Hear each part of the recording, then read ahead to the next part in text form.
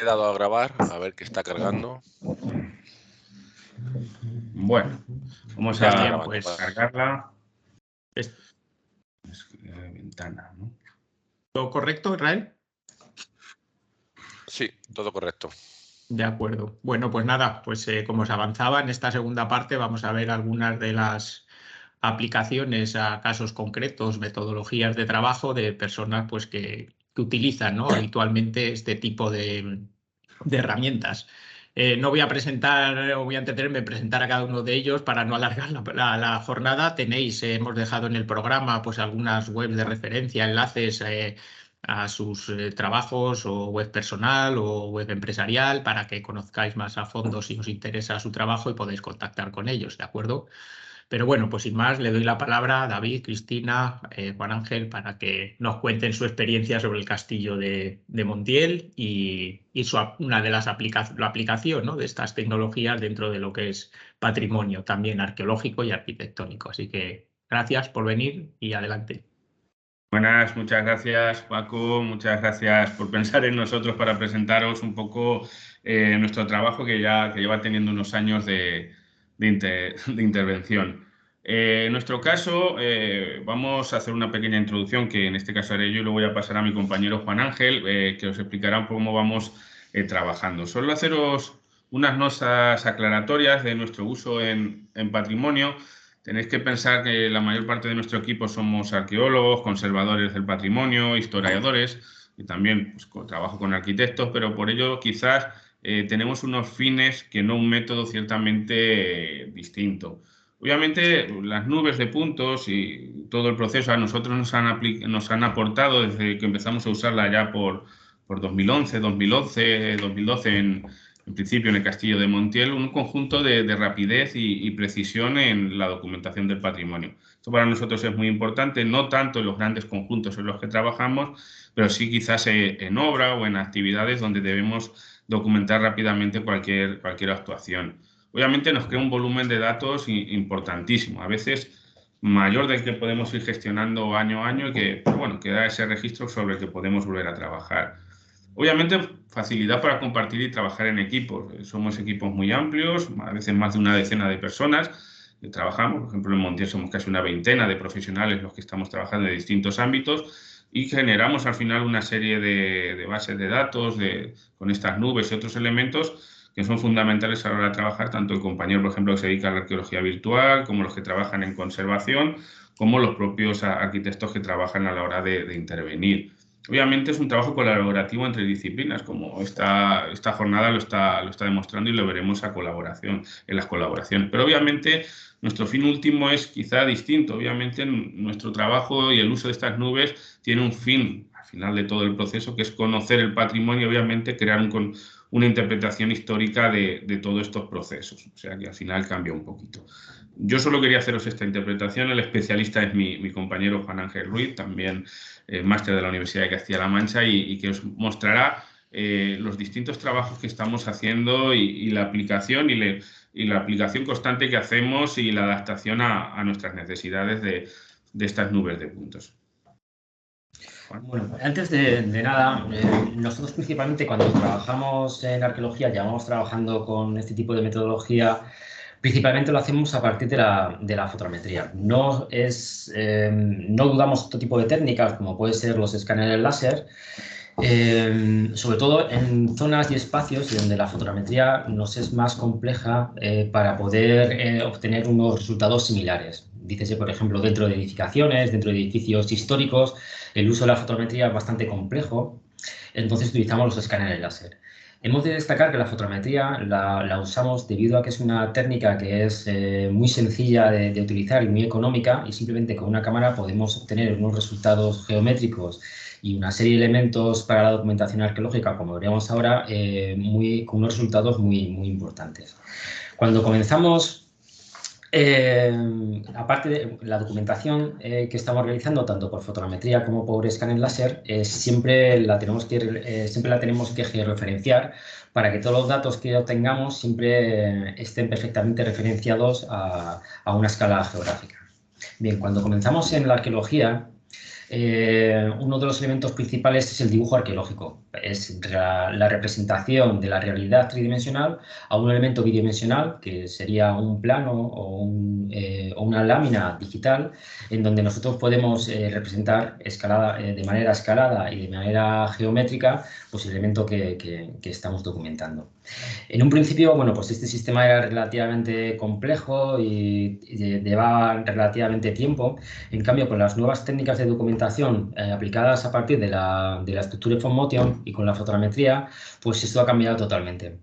Realmente es que a partir de una serie de elementos que son unas imágenes no calibradas, podemos generar modelos tridimensionales y sobre estos modelos tridimensionales sacar lo que son las ortofotos. Para nosotros, una ortofoto es una herramienta fundamental y es la principal herramienta que usamos debido a que sobre ella nosotros podemos representar geométricamente el elemento que estamos documentando, dícese un edificio o los niveles arqueológicos, y a su vez también podemos representar los cambios de coloración, los cambios de granulometría de cada una de las unidades, simplificando mucho todo lo que es la documentación arqueológica por tipo de planos. Entonces, cuando nos planteamos en un principio esta documentación, siempre hemos estado usando lo que serían las ortofotos, ¿vale? De los procesos que se generan en la fotometría tenemos en los programas informáticos generamos lo que serían nubes de puntos, mallas, y sobre estas mallas podemos generar las ortofotos. Estas ortofotos, como decíamos, es la base fundamental del registro arqueológico. Como estamos viendo aquí, una ortofoto de lo que sería la iglesia de la Puebla del Castillo de la Estrella de Montiel y su representación en una planimetría. Pero también podemos utilizarlas en sistemas de información geográfica, porque dentro del CABE también extraemos una serie de medidas en altura que nos hace que sea podemos obtener una serie de datos adicionales. El problema lo tenemos cuando, bueno, es un modelo digital del terreno que podemos obtener a partir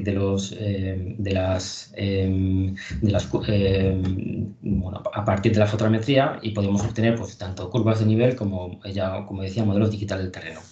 El problema viene, por ejemplo, con las mallas, sobre todo porque cuando intentamos trabajar con ellas, debido a que hay muchos polígonos y vértices, cuando los metemos en sistemas de modelado o en sistemas de dibujo, realmente el ordenador no puede, con la gran cantidad de datos que están generando la fotogrametría, debido al alto contenido de caras, vértices y polígonos.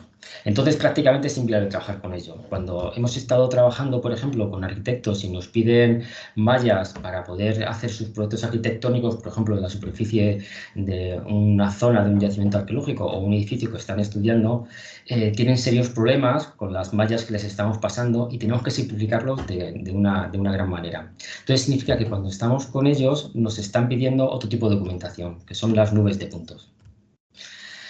Por nuestra parte, cuando trabajamos con las mallas, para nosotros es una herramienta muy útil, porque a partir de ellas nosotros podemos hacer los levantamientos tridimensionales, como el que estáis viendo aquí, de lo que sería el Castillo de Santa María, en Argamasilla de Alba, realizado por un compañero, por Jaime García Carpintero. Como decíamos, uno de los productos que también obtenemos y que en arqueología no se está usando de gran manera o no se usa de una manera tan extensiva son las nubes de puntos. Siempre utilizamos, o nuestra herramienta principal serían las ortofotos, pero las nubes de puntos realmente, como veremos a continuación, son una de las herramientas más potentes y una de las herramientas más interesantes también para aplicar en el tema de arqueología, como veremos. Destacar que las nubes de puntos son archivos que suelen ser de gran tamaño, que son fácilmente comprimibles, y cuando están cargados en programas específicos para leer este tipo de programas se puede trabajar muy bien con ellos para poder realizar cualquier tipo de trabajo.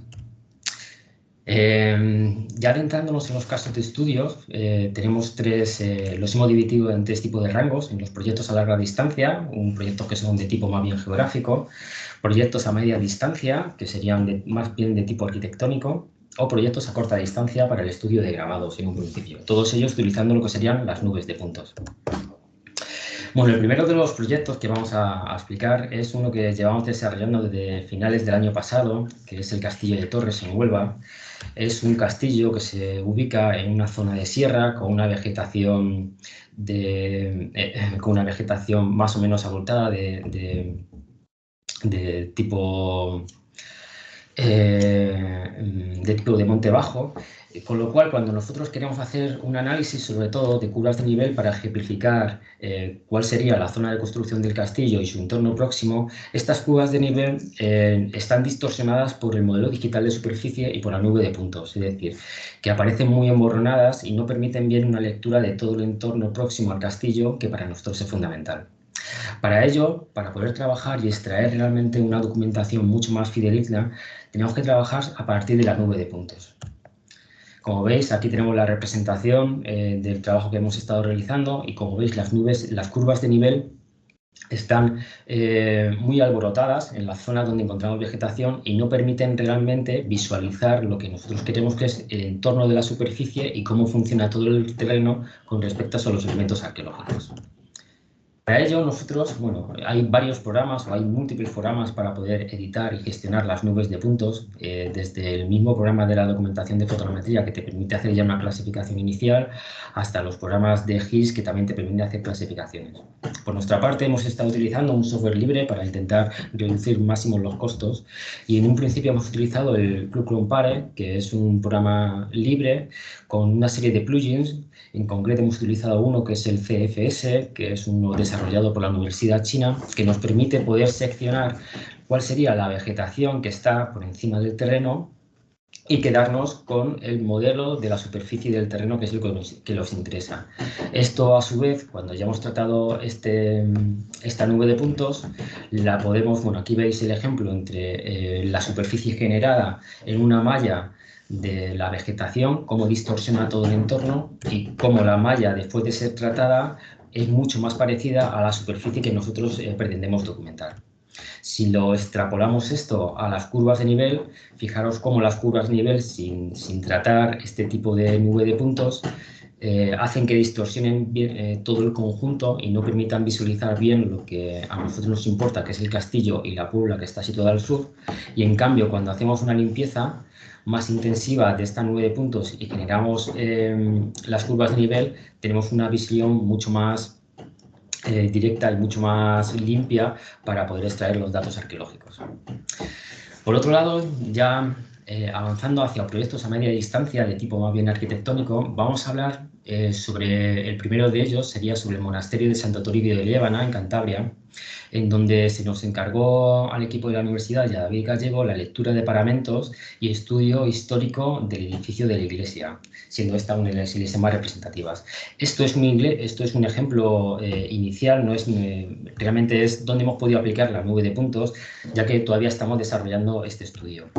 En un principio, para ello, hicimos una documentación por fotogrametría de todo el monasterio, como estáis viendo, a partir de dron, y también metimos el dron en el interior de la iglesia. A partir de puntos de topografía, fusionamos las dos nubes de puntos y pudimos empezar a trabajar de una manera más intensiva, sobre todo en la geometría interior del edificio.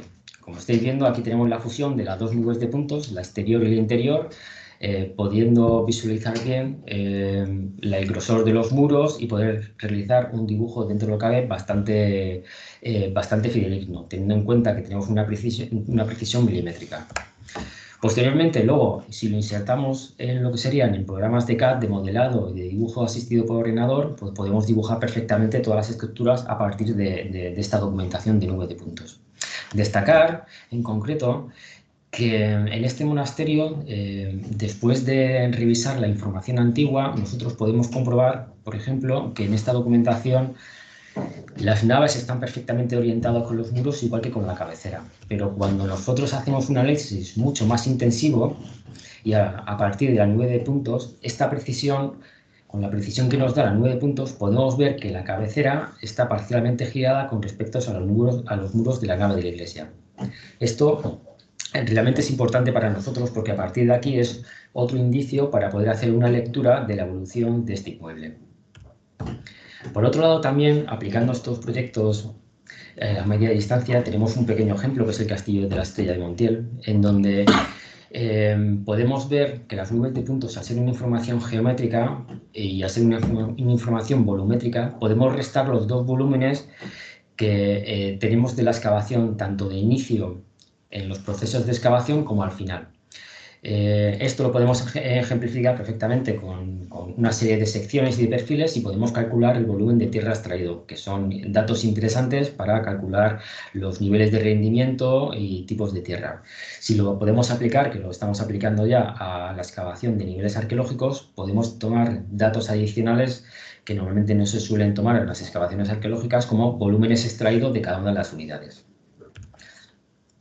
Y bueno, también hace una pequeña referencia con respecto al BIM. En un principio, nuestra compañera topógrafa es la que se ha dedicado a hacerlo, pero la base que ha tomado como referencia son los escaneos láser que han realizado con láser escáner. Y a partir de aquí tenemos un ejemplo pequeñito de los HBIM, donde, bueno, a partir de lo que serían las nubes de puntos obtenidas por ellas y a partir de las investigaciones que está realizando el equipo del Castillo de la Estrella, pueden dividir cada una de las fases arqueológicas del castillo y ejemplificarlas en este software, en un principio.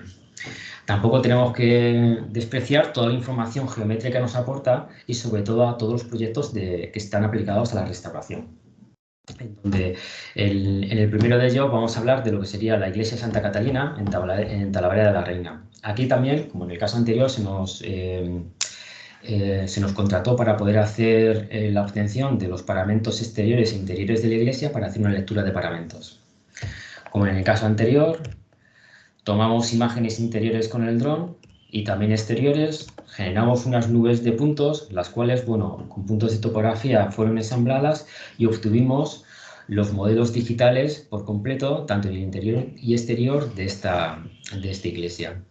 A partir de ahí nosotros hicimos una serie de secciones longitudinales y transversales para poder analizar estructuralmente la iglesia, sobre todo que les interesaba a los arquitectos parte de las bóvedas, las cuales estaban parcialmente desplazadas. Es decir, esta información geométrica es fundamental para poder ver si un edificio necesita algún tipo de intervención o no y qué tipo de desplazamiento y qué tipo de problemas estructurales está dando.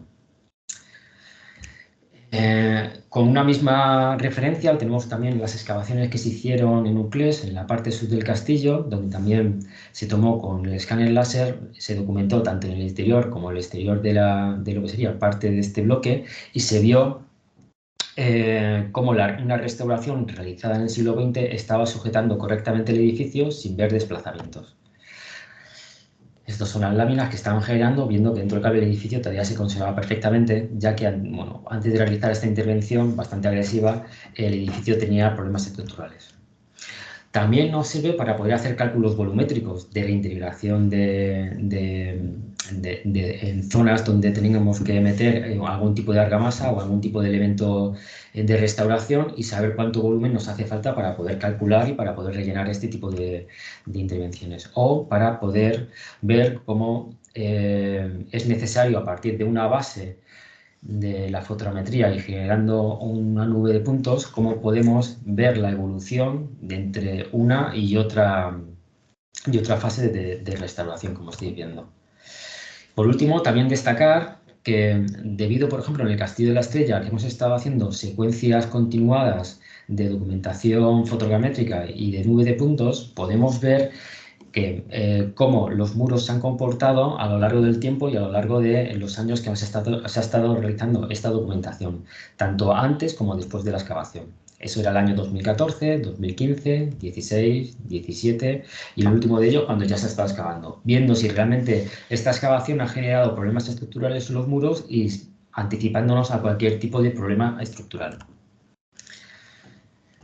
Por último, en los proyectos a corta distancia, también las nubes de puntos son relativamente importantes. Es una herramienta complementaria a todo el sistema de documentación, con la cual también nos aporta unos datos unos datos adicionales. En concreto, bueno, aquí vamos a desarrollar unos grabados que se han localizado en el Castillo de la Estrella, en la zona de la Torre del Homenaje. Aquí veis dónde está situado. y en donde se han encontrado una serie de alquerques que los está estudiando la Universidad de Castilla-La Mancha, y para poder estudiarlos se tiene que hacer una representación gráfica. Normalmente este tipo de representación o este tipo de documentación es bastante compleja porque todo depende de las luces naturales que tengamos del entorno, luces artificiales para publicarlas, o, por ejemplo, aplicando filtros ópticos o filtros en programas como el DSStage para poder ver bien este tipo de grabados. Aquí vemos luz rasante para poder verlos, pero aún así dependemos mucho de las condiciones naturales de la toma de datos.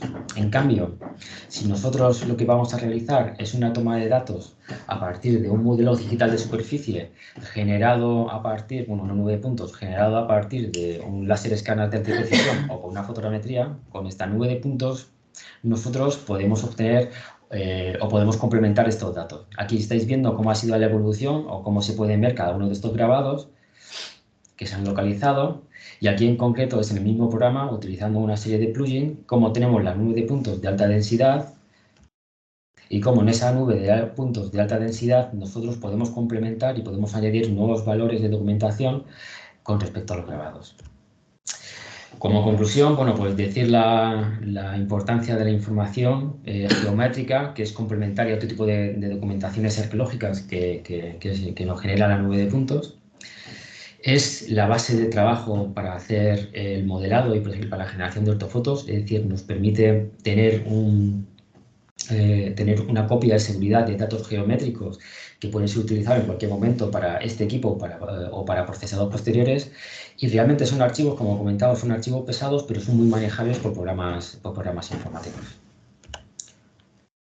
Y nada más. Bueno, muchas gracias por vuestra atención. Muy bien, pues muchas gracias a los tres. Y desde preguntas por aquí al fondo. Vale, pues si no hay ninguna cuestión, que si alguien quiere intervenir, pasamos a la siguiente ponencia. ¿De acuerdo? A ver.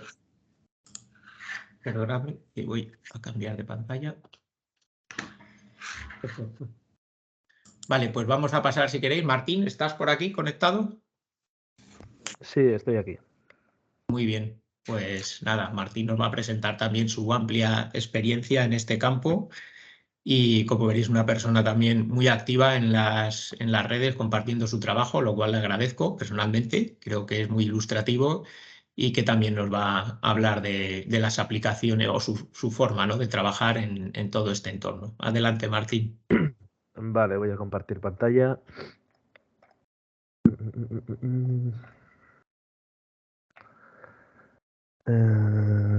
Pantalla 1. Vale. ¿Estáis viendo? Sí, perfecto. Vale, pues nada, oye, gracias por la invitación, de estar aquí. La verdad es que está bien conocer también, pues bueno, a los avances de la tecnología, que esto va a toda leche, y experiencia de otros compañeros del sector que utilizan estas herramientas, que bueno, siempre está bien conocer. Me presento, yo soy Martín Osa, director de BIM Scanner. Somos una consultoría especializada en digitalización de proyectos constructivos.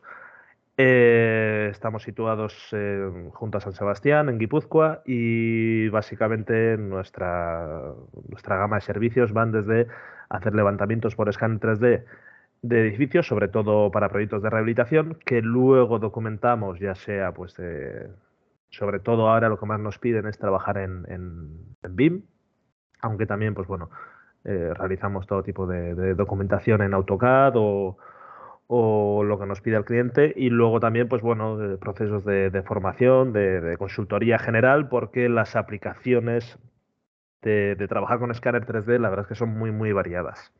Mi idea es presentaros una serie de proyectos diferentes, de diferentes ámbitos en torno a la construcción y las infraestructuras, y empezar diciéndoos que yo empecé directamente trabajando con escáneres 3D. O sea, yo originalmente no tengo experiencia en trabajar, digamos, sin estas tecnologías. Tuve la oportunidad de participar en diferentes proyectos subvencionados por Europa, ¿vale?, de investigación. y desde ya hace unos cuantos años y ahora junto con los Next Generation se ve que hay una cantidad de dinero disponible para fomentar el hecho de utilizar estas tecnologías de digitalización, sobre todo en proyectos de renovación, muy grande. Por ejemplo, en el último proyecto en el que estuve, que se llama BIM for Rent, participamos 26 empresas europeas, centros de investigación, constructoras, etcétera, sobre cómo desarrollar nuevas tecnologías en torno a pues, escaneos 3D, modelado BIM, digitalización, modelos energéticos, etcétera, todo para intentar darle un empuje al sector de la renovación, que obviamente pues, es el gran reto que tenemos desde un punto de vista energético en Europa, ¿vale? Esto ya lo han explicado antes, ¿vale? Un poco, pero bueno, es para justificar la herramienta que nosotros más utilizamos en nuestro día a día, ¿vale? Manejamos más de una tecnología de digitalización, de escaneo 3D, pero la herramienta más útil para nosotras, teniendo en cuenta las tolerancias y digamos, el alcance o las dimensiones de los proyectos que nosotros manejamos, que siempre estamos en edificación, y necesitamos estar, digamos, alrededor de una precisión de entre pocos milímetros y pocos centímetros, ¿vale? Si está siempre por debajo de 2 centímetros, así ya es, yo creo que aceptable para nuestros proyectos, y es por eso que la herramienta que mejor se adapta para nosotros es el LiDAR estático, el escáner láser terrestre, llamadlo como queráis, que son estos aparatos que es como una herramienta bastante flexible para la gran mayoría de los proyectos que nosotros hacemos, ¿vale? El escaneo 3D lo utilizamos en diferentes fases, ¿vale? De un proyecto.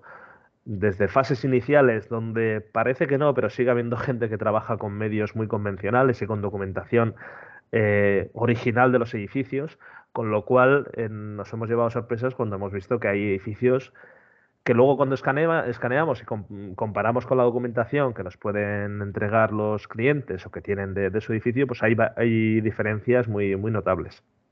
Ya sea porque el edificio a lo largo de los años ha vivido, bueno, ha vivido modificaciones, le han añadido pisos encima, o porque la documentación que tienen nuestros clientes son la documentación original del edificio y de lo que se proyecta originalmente a lo que se acabó construyendo, más las deformaciones por el paso del tiempo que ha podido tener el edificio, pues nos encontramos con diferencias muy grandes. Es por eso que cada vez más nos piden escaneo 3D en fases iniciales, ya sea, por ejemplo, para hacer una IT de un edificio. Cuando escaneamos en 3D tenemos documentación fiable y además tridimensional, que parece una tontería, pero nos ayuda a entender muy bien nuestro edificio y a la hora de hacer una IT es súper valioso. Y además porque tenemos, o sea, es como una herramienta que nos permite captar un montón de información de manera económica y rápida, ¿vale? Podemos captar tanto todo lo que es arquitectónico, estructural si es visible, y luego, por ejemplo, también para una IT, pues todos los equipos, instalaciones también los tenemos registrados al mismo tiempo. Con lo cual, pues bueno, es una herramienta muy interesante que ya utilizamos en estos procesos. Para presupuestar, para departamentos de estudios, de constructoras, estudios de arquitectura, etcétera, lo que decía antes, trabajar sobre documentación que no es muy fiable, pues es un riesgo que muchas veces no les compensa asumir a una constructora teniendo estas herramientas a su alcance, que bueno, vamos, realizamos un escaneo, un modelo BIM si quieren trabajar sacando mediciones en BIM directamente, y con esta pequeña inversión ya les permite poder ajustar bastante más sus presupuestos y, digamos, ir con la seguridad de un proyecto de que luego no van a tener sorpresas, que en el sector de la rehabilitación siempre hay sorpresas, vamos. Luego en fases iniciales también lo interesante es eso, que podemos documentar un montón de información y la tenemos ahí registrada por si luego en caso de que en una fase de construcción hubiera que desarrollarla más. Pero, por ejemplo, este proyecto, ¿vale? Que luego le dimos un desarrollo más avanzado en fase de construcción, pero ese proyecto lo hicimos en principio para presupuestar. Y con un escáner de Leica, por ejemplo, pudimos escanear hasta 10.000 metros cuadrados de fachada en menos de 5 horas y con una muy buena precisión que nos iba a servir después para hacer un estudio detallado de todos los huecos de carpinterías y hacer una modulación del SATE que había que que había que aplicar sobre las fachadas existentes. El escanear envolventes térmicas es algo que se mueve mucho, ya sea para SATE o para fachadas ventiladas, ¿vale? Para SATE es interesante, aunque bueno, técnicamente no es tan complejo como una fachada ventilada, pero sí que es interesante de cara a, por ejemplo, una constructora que quiere reducir al máximo los desperdicios a la hora de aplicar el SATE, y ya el hecho de trabajar con un modelo BIM, trabajar con un 3D y utilizar pues las ventajas de ciertos procesos automatizados, por ejemplo los que utilizamos Dynamo con Revit, nos permite ya empezar a jugar con toda esta serie de elementos de manera programada, ¿vale? Que puedes hacer operaciones que pueden llegar a ser muy tediosas, las haces de manera automática, como por ejemplo esto, que si colocamos esta modulación de SATE, la desplazamos 10 centímetros, nos damos cuenta de que vamos a tener que recortar muchas menos piezas en fase de obra, vamos a ahorrar horas, y toda esta información pues es muy útil para una empresa constructora, que es el caso de que hicimos en este proyecto que os he enseñado antes. Esta es otra aplicación de SATE también muy interesante, y es que en nuestras ciudades vemos que cada vez más hay una protección, hay una catalogación de los edificios históricos, o bueno, que tienen ciertos años, ¿vale? Por ejemplo, en San Sebastián pues es muy notorio pues todo lo que es el casco antiguo, la zona romántica, etcétera, pues la mayoría de los edificios están protegidos, y muchas veces el ayuntamiento no nos deja modificar la geometría original de la fachada. Entonces, joder, si tenemos esta tecnología de escanear en 3D, pues, por ejemplo, hemos podido participar junto con Grupo Cursal, que es una empresa rehabilitadora aquí, en un proyecto que se llamaba InnoEtics, que permite pues, aplicar un SATE sobre las fachadas sin tocarlas. Es decir, reproducimos la geometría de la fachada en piezas de SATE que han sido prediseñadas y han sido enviadas a fabricar para que podamos calzar nuestro edificio respetando la forma original. Y la verdad es que es una muy buena solución para toda una serie de edificios que, si no es de este modo, a día de hoy digamos que no hay otra manera de poder aislarlos por el exterior. Estos son algunas imágenes de cómo estaba antes, cómo queda después. ¿Vale? Y la otra aplicación que os comentaba es lo de la fachada ventilada.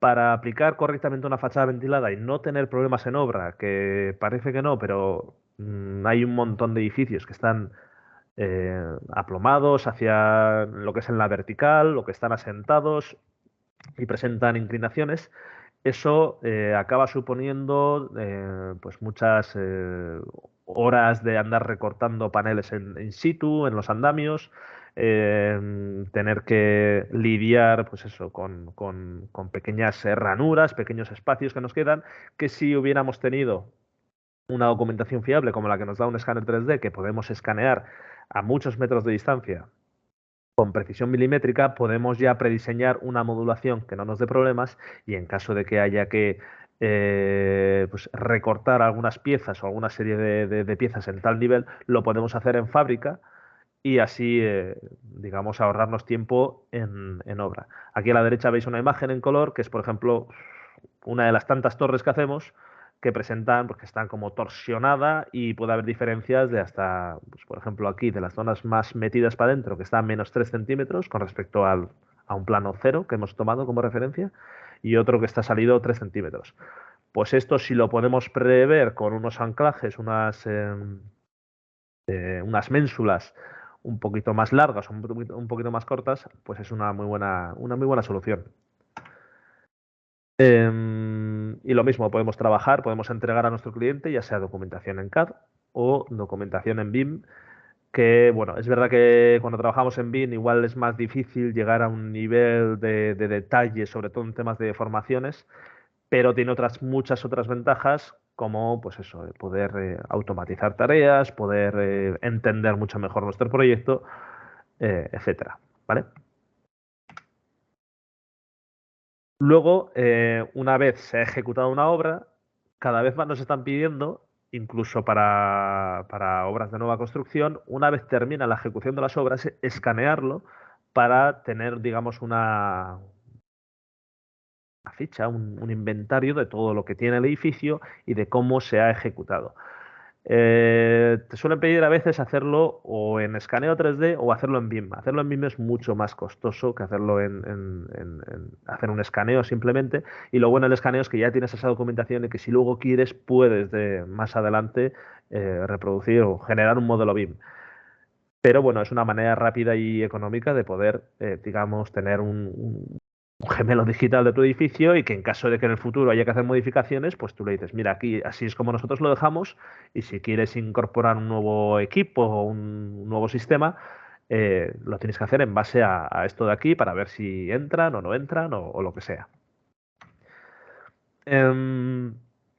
Otro tipo de aplicaciones o de sector en el que trabajamos también y que el escáner 3D prácticamente se está metiendo de manera sistemática es la rehabilitaciones urbanísticas y de grandes infraestructuras, donde pues es muy interesante escanear en 3D tanto como para hacer un levantamiento topográfico del terreno como para luego, digamos, incorporarlo a diferentes softwares de modelado 3D que prácticamente hoy en día todos ya incorporan un motor de visualizar nubes de puntos en 3D. Aunque no podamos editarlos, lo podemos poner de fondo, lo podemos cortar a ciertas alturas para luego ir modelando sobre ellos.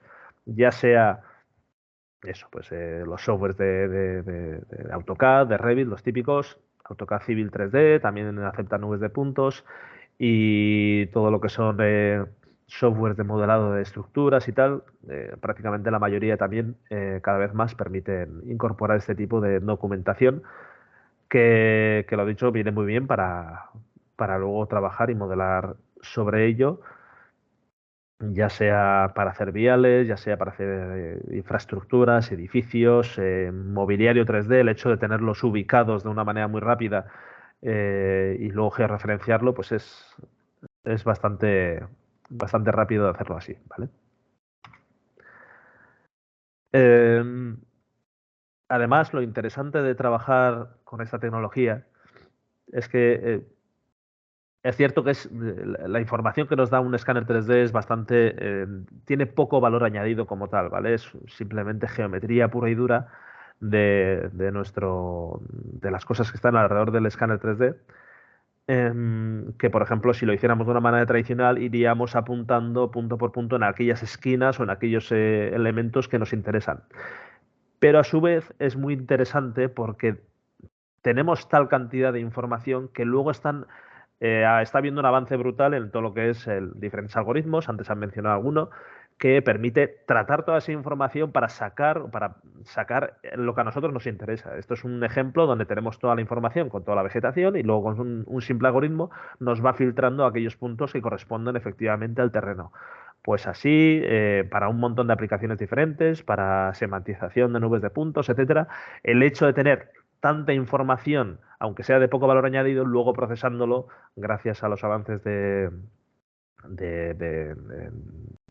pues eso, de algoritmia, de machine learning, de cosas así, realmente tiene un futuro muy, muy grande esto. Y luego la aplicación en la que más nos hemos especializado y en la que más demanda tenemos, que es el uso del escáner 3D para la rehabilitación integral de edificios, es decir, escanear por el interior y por el exterior en nuestros edificios para después pues analizar la geometría de las plantas, de las secciones, las estructuras, si están combadas o no, sobre todo pues en edificios cuya estructura es de madera, edificios antiguos, pues hacerlo de otro modo sería muy, muy complicado. Aquí tenéis algún ejemplo de edificios que hemos hecho tanto en el País Vasco francés, de un antiguo museo, ¿vale? Del siglo XVII, donde había muros de todo tipo de espesores, la cubierta era muy compleja, pero una vez escaneado todo esto, luego lo podemos seccionar en aquellos puntos que nos interese y utilizarlo esto pues para después ir modelando poco a poco. En este caso lo hicimos en BIM y es muy útil tener toda esta documentación.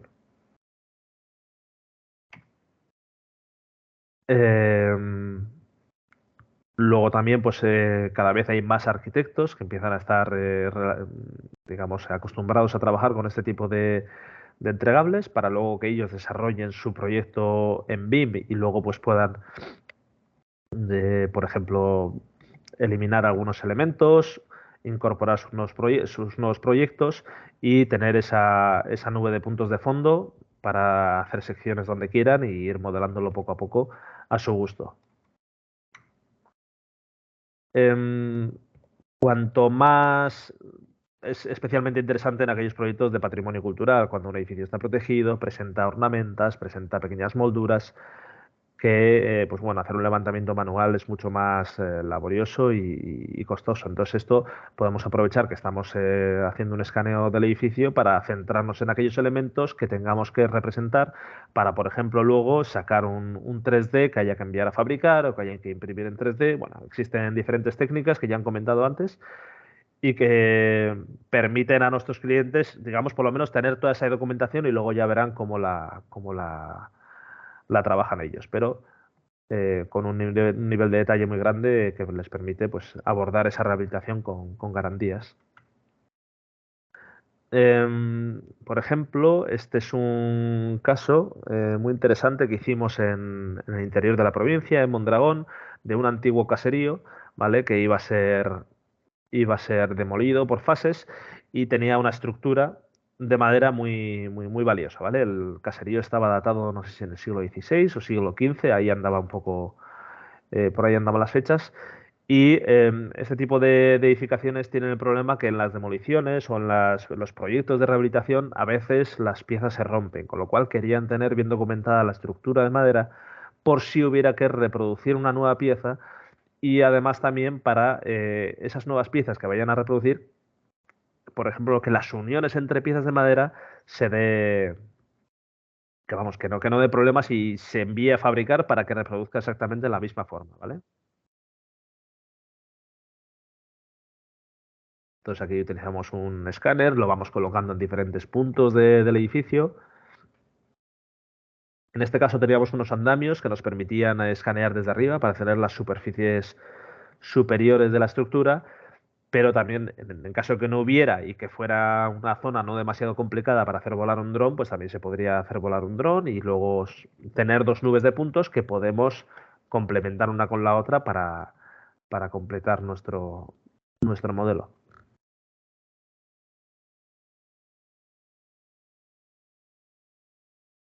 ¿Vale? Tenemos todo registrado y luego ya pues vamos seleccionando las piezas que a nosotros nos interesen y estudiarlo uno a uno, sacar documentación del tipo que sea. Y en este caso, pues sí que quisimos hacer algunas pruebas. Esto era un proyecto que hicimos con la Universidad del País Vasco, ¿vale? Con un departamento que estudia las construcciones de madera y iban a hacer alguna prueba pues de enviar a fabricar una pieza en madera, ¿vale? Por un fresado de algún elemento en concreto. Entonces, pues bueno, generamos una malla cerrada en aquellos elementos donde no tenemos superficie, pues ya iremos trabajándolo un poco manualmente para que tenga una forma lógica. Y luego esto se enviaría a fabricar y harían sus pruebas. Y luego además otro tipo de entregables que suele tener el hecho de trabajar con estas tecnologías, que ya lo han mostrado por ahí, es que tenemos imágenes panorámicas y parece que no, pero esto te permite pues echar un vistazo, hacer ciertas consultas sin tener que desplazarte al lugar y es bastante útil. Además de que podemos adjuntar información como fotografías, medidas que hacemos in situ, etcétera. ¿Vale? Un problema que teníamos con este tipo de proyectos, sobre todo con este tipo de clientes, es que muchas veces nuestros clientes, por ejemplo, si se trata de un ayuntamiento, no son clientes especializados en el manejo de este tipo de información, de este tipo de entregables, ¿vale? Y como han comentado antes, pues suelen ser archivos muy pesados, hace falta programas especializados para abrirlos, ordenadores bastante potentes. Entonces, muchas veces nos encontrábamos que hacíamos un escaneo y luego esa nube de puntos quedaba en saco roto, nadie le daba un uso, a menos que fuera pues un estudio o un centro especializado. Entonces, pues bueno, aprovechando unos impulsos que dan desde Diputación Foral de Guipúzcoa, ¿vale? Que te permiten desarrollar ciertos nuevos negocios o, bueno, ciertas herramientas que puedan dar un valor añadido al sector. Pues pensamos, joder, pues vamos a intentar crear una plataforma online donde podamos ofrecerle al cliente que si quiere tener esa nube de puntos online y la puede consultar, puede hacer mediciones, puede visualizar ciertas cosas y luego ya si quiere hacer un trabajo de rehabilitación o quiere hacer algún trabajo en concreto, pueda compartir esa nube de puntos con un tercero, con la empresa que quiera, de manera que no tenga y que se lo tenga que hacer solamente con un navegador web, que no hace falta ningún ordenador especial ni nada de eso. Entonces, pues bueno, esto lo llamamos Andorra Box y nuestra idea era que pudieran tener esa información en forma de nubes de puntos, de mallas 3D y luego también las visitas virtuales, que parece que no, pero estas imágenes panorámicas son bastante intuitivas y suelen gustar a los clientes. Y poco más, simplemente así como reflexión general es que lo que estaba comentando antes, que estas nubes de puntos para mí no se trata tanto de mejorar ya más la precisión de las tecnologías, de ir más abajo de los milímetros, sino de trabajar sobre todo en el software, en estos programas que vayan a procesar esta información para que saquen cosas interesantes. Ahora ya hay todo tipo de aplicaciones, de plugins que empiezan a trabajar y hacer ciertas operaciones automáticas. Hay librerías abiertas que permitan a los usuarios pues empezar a investigar ellos mismos y luego lo que os decía del Machine Learning, que ahora hay cosas que, vamos, que son impresionantes, que empiezan a poner a programas a intentar identificar ciertos elementos dentro de una nube de puntos y identificar lo que son y que puede ser una herramienta de ayuda a la hora de modelar. Por ejemplo, te identifican una pieza de mobiliario o una ventana y te dicen, pues mira, esto tiene toda la pinta que sea una ventana y te la predimensiona. Entonces son cosas que van a ir avanzando mucho y que nos van a ayudar mucho en nuestro día a día. Así que nada, esto era la presentación. Lo dicho, lo que ha comentado antes Francisco, podéis seguirnos en YouTube, en nuestras redes sociales y con cualquier consulta que tengáis estamos encantados de poder ayudaros, ¿vale? Muchas gracias, Martín. Pues nada, Antonio, veo que tenía la mano levantada, no sé si era de antes, de ahora. Sí, bueno, era de antes, pero bueno, ya también pregunto ahora. Bueno, a ver, me gustaría que un poco me dijeras tu opinión. Como habéis estado y trabajáis mucho en temas de rehabilitación de edificios, etcétera, me pregunto si, bueno, a raíz un poco en el campo en el que ahora tenemos nosotros nuestra investigación, ¿no hay estudios térmicos de los espacios rehabilitados? Bueno, en el sentido de, bueno, pues detección de fugas o incluso temas de estanqueidad, ¿no? De lo que estás construyendo. En fin, no se utiliza este tipo de técnicas todavía. Nosotros estuvimos intentando hacer pruebas de este tipo, con un poco los sistemas que nosotros tenemos, es decir, hacer un escáner 3D térmico bueno, antes de que se empiecen a parcelar los pisos, hacer una visualización para comprobar la estanqueidad, ¿no? de cerramientos. Bueno, no sé si esto se está utilizando o no, o si vosotros sabéis o habéis hecho algo de esto. Esta es la primera pregunta. La verdad es que se hace poco, se hace bastante menos de lo que se debería, porque todo el mundo vende la eficiencia energética, todo el mundo te vende los productos nuevos, pero luego nadie quiere chequear que lo que se ha ejecutado se ha hecho bien. Entonces, quitando, digamos, técnicos especializados que son contratados para una IT, ¿vale? Pero que lo hace de manera tradicional, va con una cámara térmica y chequea el estado de las fachadas, las fugas térmicas y lo adjunta a un informe general del edificio. Aparte de eso, nosotros vemos que se hace bastante poco.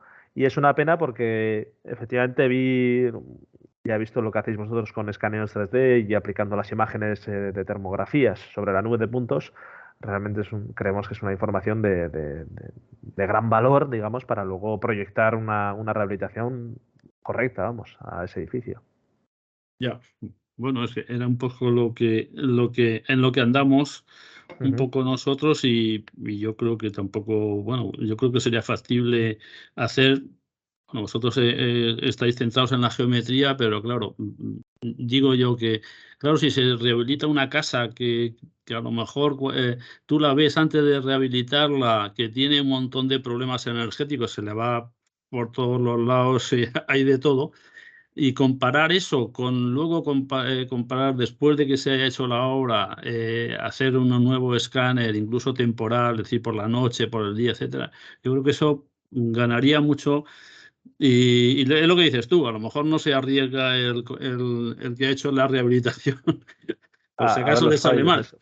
Es como, es como lo de Yo hacer creo que hacer un la cuestión también aquí es un poco lo que has comentado también antes con el tema de los robots, es el coste. Es decir, ahora mismo el coste de esos procesos, ¿no? Si llegáramos a un grado de automatización, que eso es lo que al final estamos intentando a través de la universidad, y llegábamos a un compromiso entre lo que cuesta realizar ese estudio frente a lo que aporta hoy en día, pues probablemente se demandaría más, o sea, va de la mano, ¿no? Porque el problema es que nosotros estamos en un grado de investigación donde el coste ahora mismo, ¿no?, de implementar eso, pues requiere de, que creo que para eso es útil, ¿no? También este tipo de jornadas, de un acuerdo entre quien desarrolla el software, los programas, quien hace estos plugins, ¿no?, para poder incorporar esta información luego en los programas de modelado de análisis y pues los usuarios finales y los que lo desarrollamos.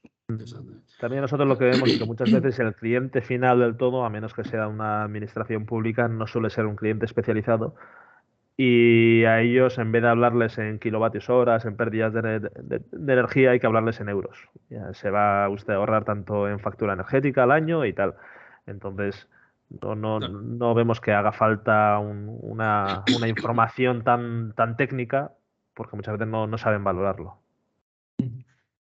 Bueno, Muy pues es bien, pues cuestión no sé, ¿hay alguna cuestión más o alguna intervención? Si no, pasaríamos a nuestro siguiente ponente. Gustavo, ¿estás por aquí?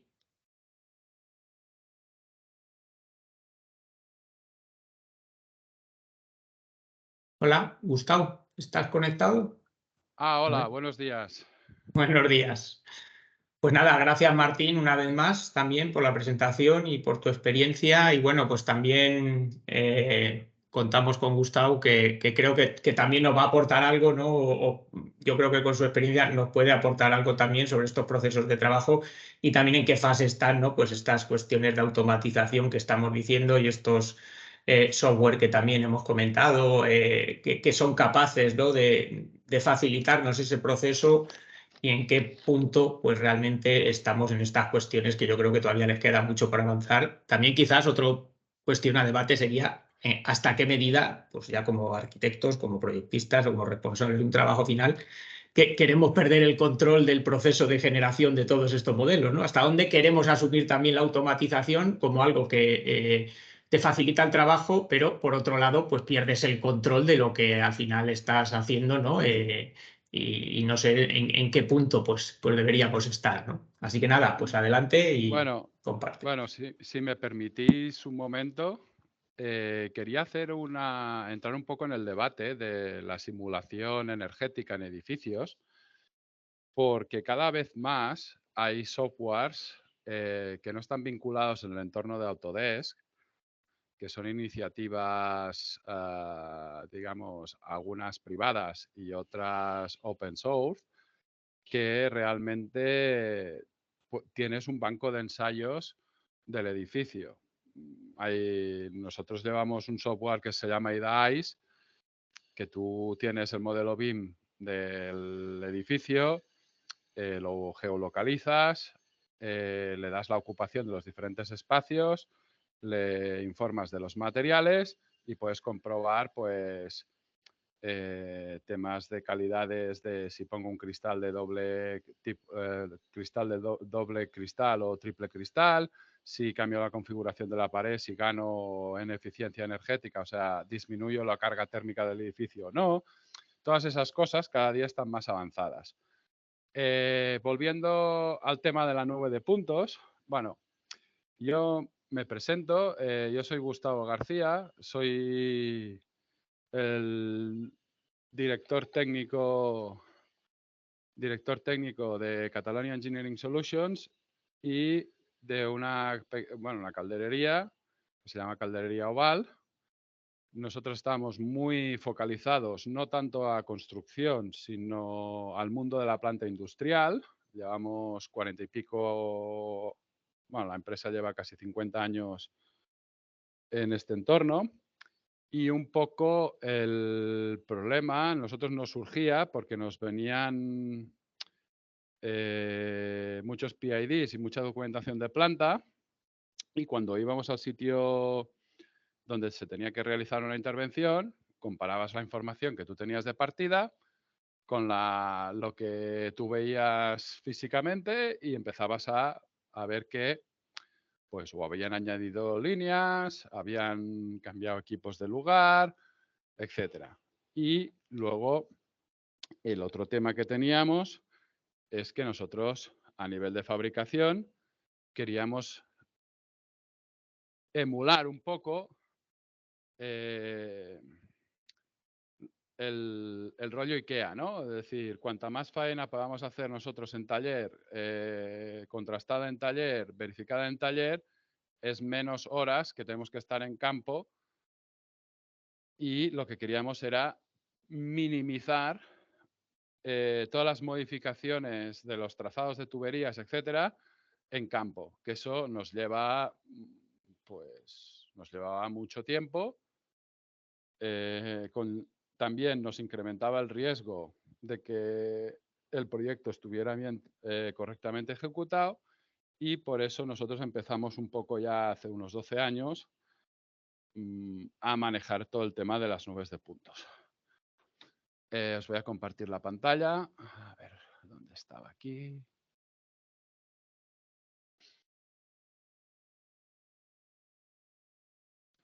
Y el tema de las capturas, todo esto, ya se ha comentado en varias intervenciones de otros compañeros. Nosotros, ¿qué hacemos? Vamos a campo con el escáner terrestre, tomamos capturas, nos generamos una nube de puntos unificada estructurada. Cuando hablo de nube de puntos unificada estructurada, quiero decir que respetamos todos los orígenes de cada captura. Con ello, ¿qué nos permite? Sectorizar, cortar, ocultar partes de la nube de puntos, y así, si tenemos que intervenir varias personas en el mismo proyecto, cada uno se ocupa de un sector y puede trabajar de forma independiente, porque después sumamos las diferentes piezas y nos tiene que cazar todo. ¿Eso qué nos obliga? Nos obliga a llegar a un control documental de todas las capturas, un control topográfico, etcétera. ¿Todo esto para qué? Porque luego nosotros utilizamos herramientas de reconocimiento de objetos en la nube de puntos. En este caso, nosotros utilizamos Edgewise, que nos permite de la nube de puntos, digamos, dentro de lo que es el proceso, el flujo de trabajo del tratamiento de la nube de puntos, es decir, desde que yo hago las capturas en campo y genero el modelo 3D as-built de lo que he capturado, ¿vale? Digamos que nosotros ponemos una pieza por en medio, que es como un filtro, que lo que nos hace es extraer ya la información de objetos en la nube de puntos. De esta forma, podemos ser muy eficientes a la hora de generar los modelos 3D de tuberías, principalmente de tuberías, que es la zona que nosotros hemos explorado estos últimos 10 años y hemos hecho todo el ciclo, es decir, desde que hemos hecho la captura, hemos generado la documentación, planos constructivos, hemos construido en taller todos los diferentes trazados tipo mecano y lo hemos ejecutado en obra, ¿vale? ¿Esto qué hace? Os voy a enseñar un poco el programa, ¿vale? Es, para que veáis, esto sería la típica nube de puntos, ¿vale? unificada, estructurada porque os mantengo, digamos, los orígenes, ¿vale? Los veis aquí. En este caso se hizo con un escáner Faro. También es compatible con Z+F, con Leica, con, digamos, todos los fabricantes Topcon, todos los fabricantes que hay en el mercado, tanto para nubes de puntos estáticas hechas por escáneres terrestres como mobile mapping, etcétera, ¿vale? Vuelvo a poner.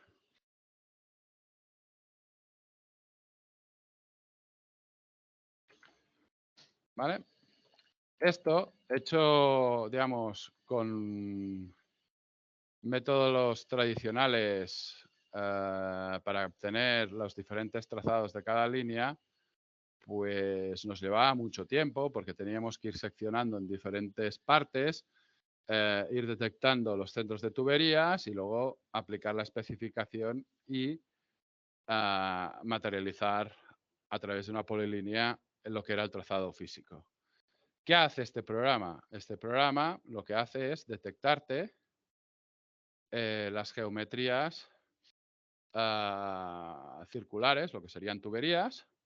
También te puede detectar paredes y ventanas y estructuras, perfiles estructurales. En este caso yo he preparado la presentación para el tema de tuberías y luego pues tiene utilidades que simplifican mucho el tema de la ejecución de proyectos, ¿vale? Iré muy rápido para que nos entendamos,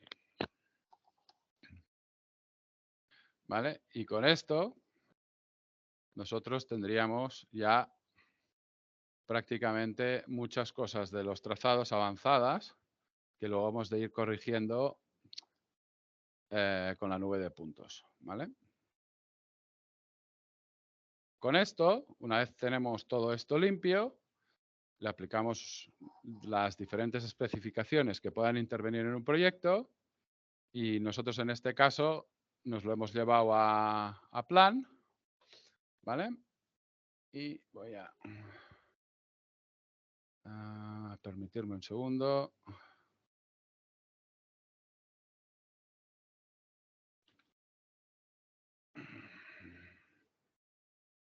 Voy a ocultar la nube de puntos.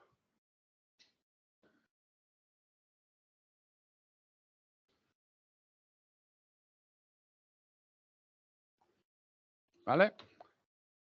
Esto es al final el resultado de importar lo que vemos aquí, ¿vale? En este caso lo hemos importado a plan, pero se podría importar desde Revit o desde cualquier plataforma BIM, ¿vale?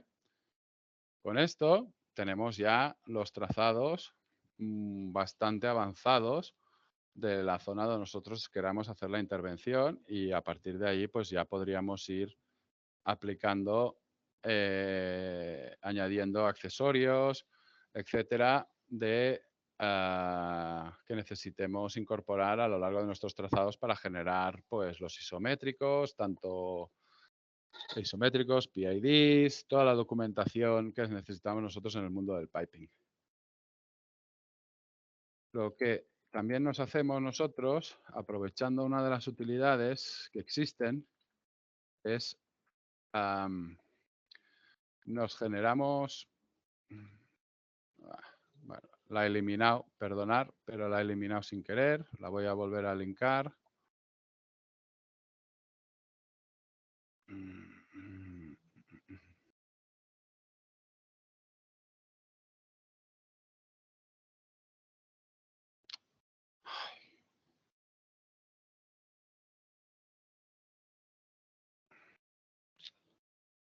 Perdonar. El vivo y en directo.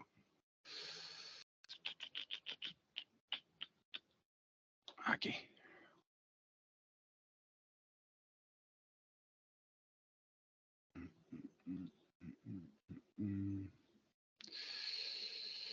Ay. Que quiero Point Cloud. Vale.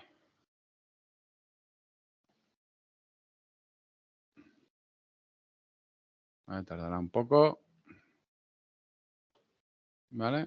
Pero con esto, ¿nosotros qué podemos hacer?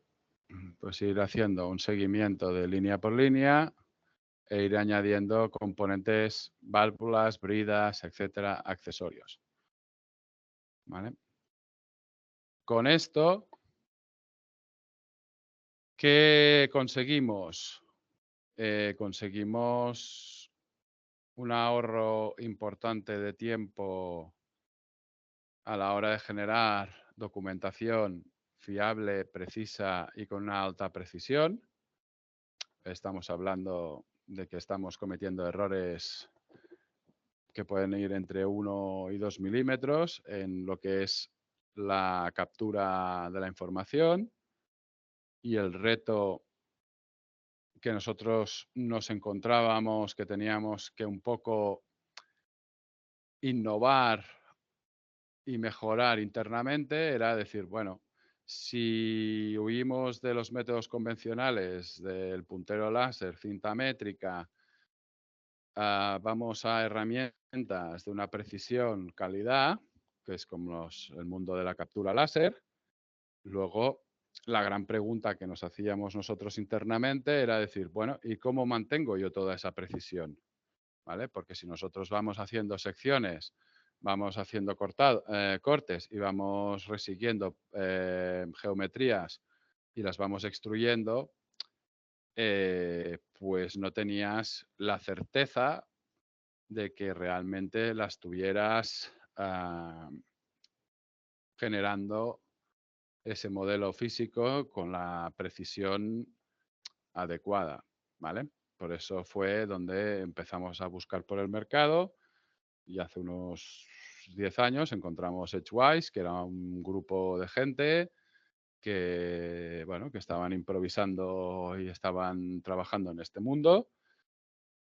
Y estuvimos, bueno, y seguimos colaborando. O sea, que al final de una cosa que era un, digamos, un spin-off de la universidad, pues en 10 años se ha convertido en una empresa, yo no puedo decir que sea puntera porque, digamos, hay otras soluciones en el mercado que han tenido un apoyo económico privado mayor que Edgewise, pero estamos ahí, estamos luchando en todas las, versus a todas las otras diferentes alternativas que hay. A nosotros es una herramienta, la tenemos interiorizada, nos ha ido muy bien, nos ha reducido tiempos de entrega al cliente, nos ha reducido problemas en campo, hemos mejorado en eficiencia, hemos mejorado en seguridad y precisión, y al final hemos mejorado en, digamos, en la percepción de lo que nuestros clientes perciben de la faena que nosotros hacemos.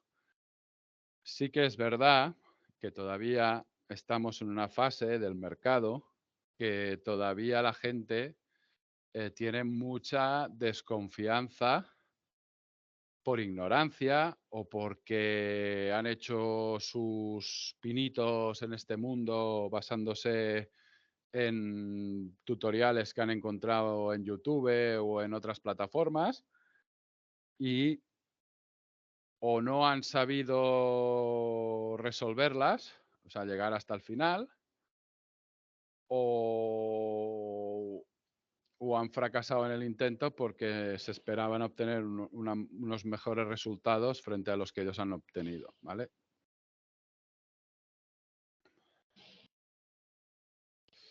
Vamos a seguir. Vale. Y ahora viene la otra pregunta.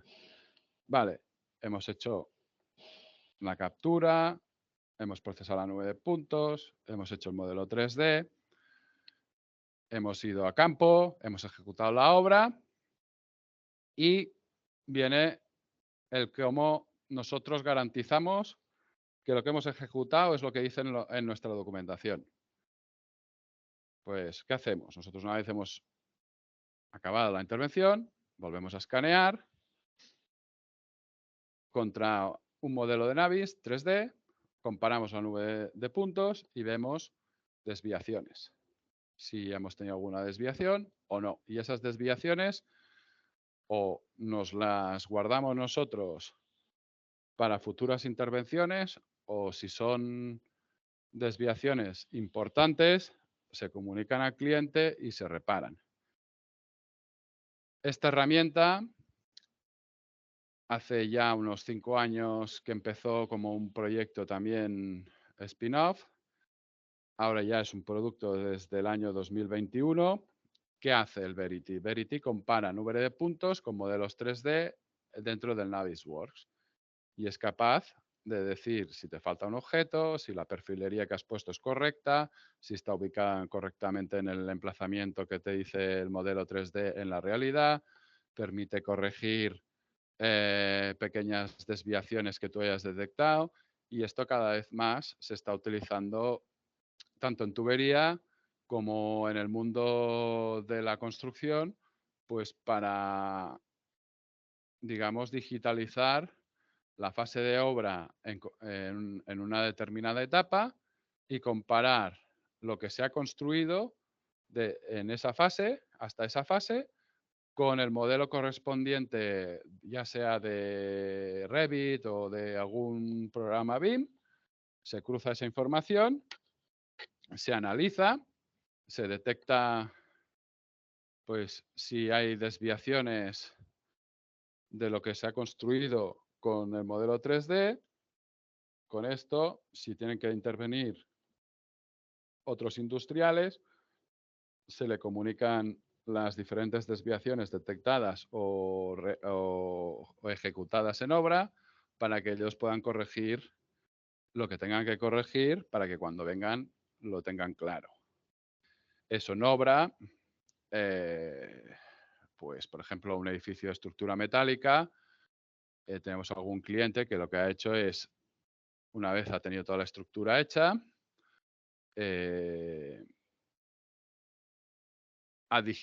ha hecho una captura, un escaneo, ha generado el modelo de Navis y ha cruzado esa información. Y el Verity, ¿qué te dice? Pues por ejemplo, aquí podemos ver el perfil donde se ha ubicado realmente en obra y donde decía el modelo que tenía que estar. ¿Vale? Aquí nos dice las coordenadas, los errores y luego en general, ¿qué nos está diciendo? Pues si el perfil está bien situado, si está plano, si no está entregirado, si no tiene inclinación, ¿vale? Si está bien instalado, por ejemplo, o en rojo nos dice si el perfil que se ha puesto es erróneo o está mal situado, tal. En lila son, digamos, que el modelo 3D está dibujado, pero todavía no se ha ejecutado en obra o está en una fase que el programa no puede analizar porque no tiene suficiente información en la nube de puntos, porque fijaros en negro, de fondo veis, digamos, es la zona que se escaneó. No hace falta hacer escaneos en alta resolución, pueden ser de baja resolución, en blanco y negro, etcétera, y con eso ya es suficiente. Con esto que se hizo, en este caso, lo que se hizo fue avisar a la empresa de prefabricados que hacía los cerramientos del edificio, a decir, oye, los pilares se te han movido de sitio porque se han puesto en obra de esta manera, modifica los anclajes en las placas que le toquen para que cuando tú vengas con el camión y la pluma, pues lo puedas ubicar y no tengas problemas, ¿vale? Otras cosas que nosotros estamos utilizando este tipo de herramientas. A veces el cliente ya tiene un modelo 3D hecho y tú tienes que partir de la base de ese modelo para ejecutar tareas auxiliares o lo que sea. Claro, lo que nos estábamos encontrando nosotros es que esos modelos 3D se habían hecho con métodos tradicionales, o sea, con cintas métricas, con punteros láser. Entonces, nosotros qué hacemos es, dependiendo de la criticidad de la línea, ¿vale? Pues vamos, hacemos una capturita de 4, no estamos mucho rato, hacemos 3, 4 capturas de una zona, comprobamos que el modelo 3D facilitado con lo que nosotros hemos capturado tenga una cierta correspondencia, o sea, que cacen, ¿vale? Aquí en este caso fue una intervención que hicimos en una fábrica, una empresa química farmacéutica, donde las líneas son líneas teflonadas. ¿Qué quiere decir una línea teflonada? Pues que lleva un recubrimiento interior de teflón. ¿Eso qué implica? Que son tuberías que solo se pueden construir en taller y no se pueden modificar en campo. Entonces, cualquier error que se cometa quiere decir que retrasamos la ejecución de esa línea semanas, porque se tiene que volver a fabricar ese tramo, se tiene que llevar a teflonar y se tiene que volver a montar. Entonces, para evitar esos errores, ¿nosotros qué hacemos? Comprobamos que la información que el cliente nos facilita realmente tenga la precisión adecuada que nosotros necesitamos para desarrollar nuestra intervención. Aquí se puede ver claramente que en lila es lo que el cliente nos facilitó en su modelo y en la realidad es por donde va la línea construida, ¿vale? Pues tenemos un error importante. Eso, trasladado a todas las diferentes zonas que teníamos que intervenir, pues nos permitió corregir, antes de empezar a construir los diferentes tramos de la línea, detectar un montón de errores en medidas y en ubicaciones, y con eso pues conseguimos construir las líneas dentro del plazo y el margen, digamos, que el cliente necesitaba para la parada que hizo, que no eran muchos días y tuvimos que correr, ¿vale? Como decían vuestros compañeros, son herramientas que cada vez van a ir a más, cada vez se van a utilizar en más cosas y nos facilitan mucho las cosas, y si tú tienes una información buena de base, tienes la seguridad y la certeza de que todo lo que vayas a construir encima de eso está bien sustentado, ¿vale? Y cometes menos errores, bueno, al final es un ahorro de dinero, porque como hoy en día todo se traduce en algo monetario, el tiempo vale dinero, pues hay que salir a arreglar. Esto es un ejemplo, por ejemplo, de lo que detectaría Edgewise de edificios, ¿no? Lo que hace es, entre el suelo y un techo, pues detectar las diferentes volumetrías, ¿vale? Y estos son los modelos que nosotros utilizamos pues, que generamos con Navis o con el Plan o con otros programas de piping para las maquetas que nosotros entregamos a nuestros clientes para que puedan navegar y puedan ver lo que se va a ejecutar, ¿no? Estos serían cosas que se pueden extraer de las nubes de puntos, pues tuberías, perfiles estructurales. Esto es otro proyecto muy divertido que es una sala de máquinas de un hospital. La empresa constructora nos facilitó un modelo BIM. Fuimos a ver lo que los diferentes industriales habían ejecutado, comparamos y nos llevamos la gran sorpresa de que el modelo 3D con lo que se había ejecutado realmente, pues existían muchísimas diferencias, con lo que verificando con los otros industriales que tenían que intervenir a posteriori, pues se detectó de que habían tuberías que estaban puestas fuera de medidas y lo que imposibilitaban de que, por ejemplo, se pudiera introducir 2 calderas de agua caliente y un generador de vapor, y eso obligó pues a tener que modificar, cortar tubería, etcétera, para que, bueno, poder entrar los equipos en el emplazamiento que tenían que ir y seguir con la ejecución de la instalación, ¿vale? Como digo yo, con este tipo de herramientas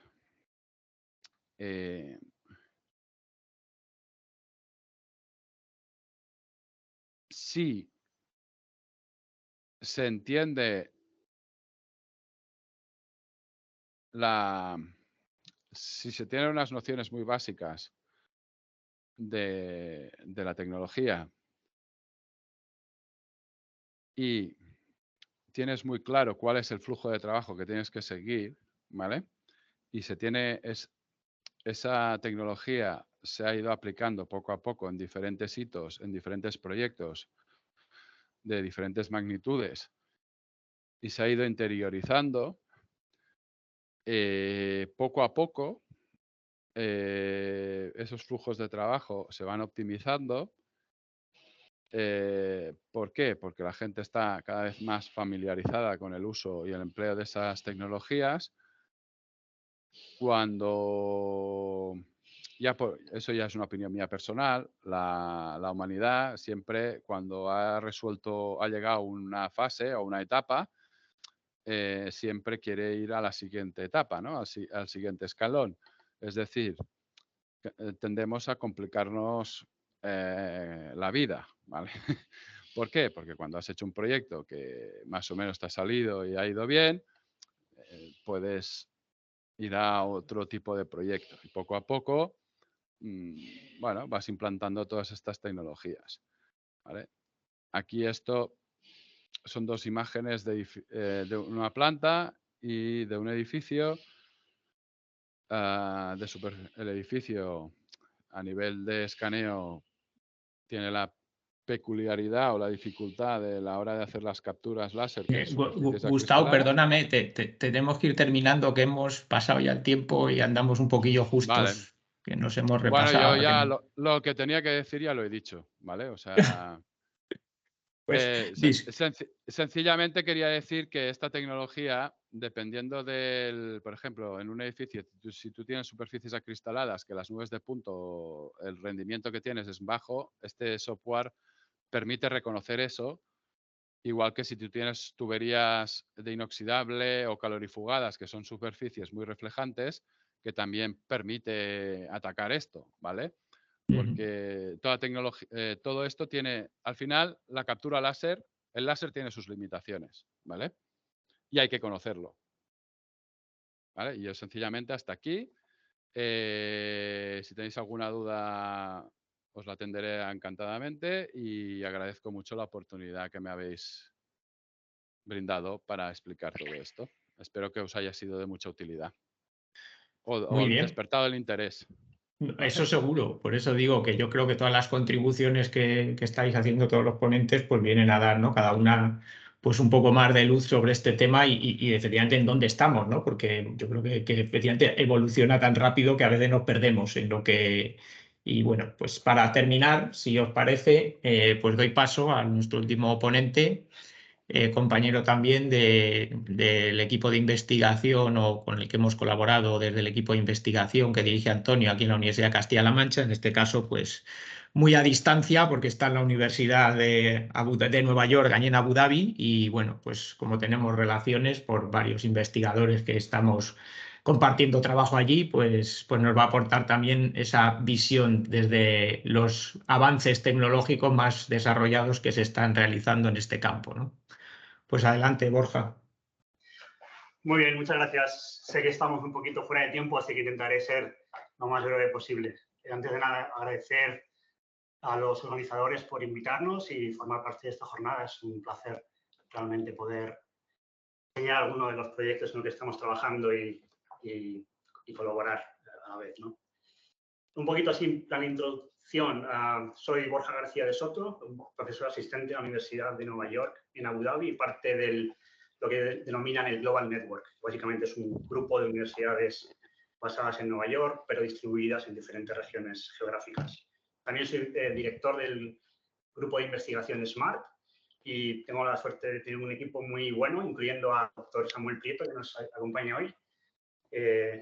Samuel, no sé si quieres una introducción breve. Sí, bueno, gracias.